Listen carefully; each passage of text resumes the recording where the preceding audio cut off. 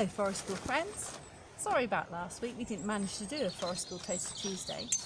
This week we're going to have a go at making picture frames out of sticks. So what you're going to need is you're going to need some straightish sticks that are about as thick as your finger, sort of a bit like that. If you want to make a square one, you need 4 sticks the same length. If you want to make a rectangular one, you need 2 sticks that are the same length, and then 2 other sticks which are shorter. We're going to make a rectangular one. You can obviously make all sorts of shapes. You could make a triangular one. So we're going to make a rectangular one, okay? And we're going to hold these bits together using a square lashing. So I've done 2 here. I'm going to show you how to put the last bit stick onto there. Right? So just bear with me, I'm just going to let the camera down a little bit so you can see what I'm doing. Here we go. There it goes. It's a little bit Heath Robinson here because I'm making things up as we go along and I haven't got a proper camera stand. So let's hope this works. Alright, so you're going to need some wool or some string. I'm going to use some wool here so that you can see what I'm doing. Right, you need about a hug's worth, which is you hold both your arms out to give somebody a hug. That's how long a piece you're going to need. Okay, now the first thing we're going to do here is we're going to make a clove hitch. So I'm going to cross my hands, like this. Ooh, can you see that? Tricky. Uncross them, and that makes 2 loops. Like that. Put 1 loop in front of the other. And then put your stick through both loops and push it on about a thumb's length onto your stick. And then pull both ends like that, nice and tight. Okay?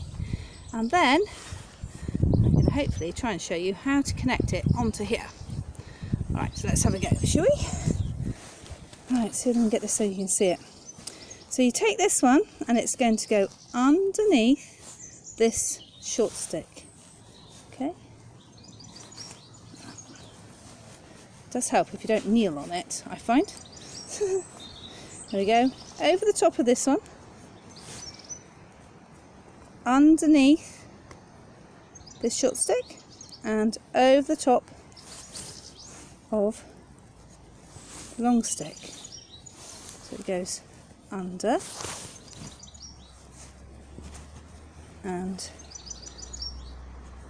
over, under and over. And you want to just follow that pattern 4 or 5 times. This is called a square lashing. Take your time. Try to keep your string or your wool reasonably tight. The tighter it is, the better your knot will be. There we go. Under and over and under and over.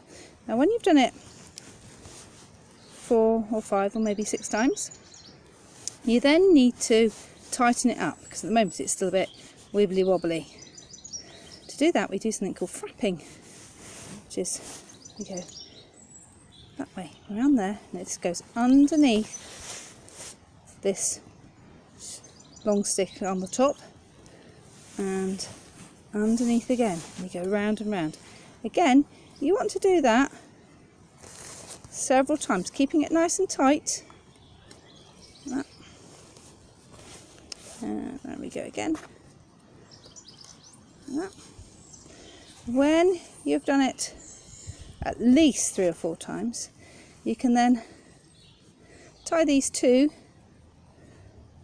together so that they don't come undone again. And I'm just going to use a reef knot, so that's right over left and then left over right, like that, nice and tight. And then to make it look nice and tight you can always cut that bit off. I'm not actually going to cut that off for a minute because what I'm going to do is I'm going to use this bit to tie onto this bit when I've completed it, and that will then make a nice bit of string to hold my picture frame up with. Okay, all right, I'm just going to put you back so you can see what we're up to. But basically that's our picture frame there. All right, hang on a minute. Here we go, up, up, up, up and away. Hopefully it'll hold on like that.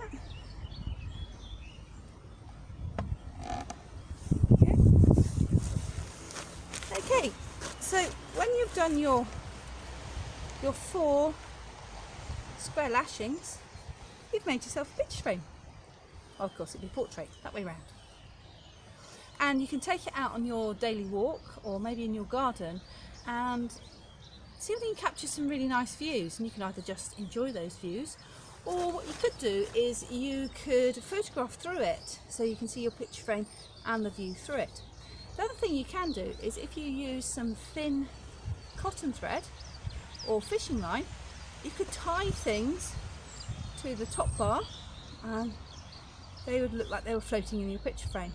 Or you could stick things or tie them onto the bottom and sides of your picture bar to make a picture like that.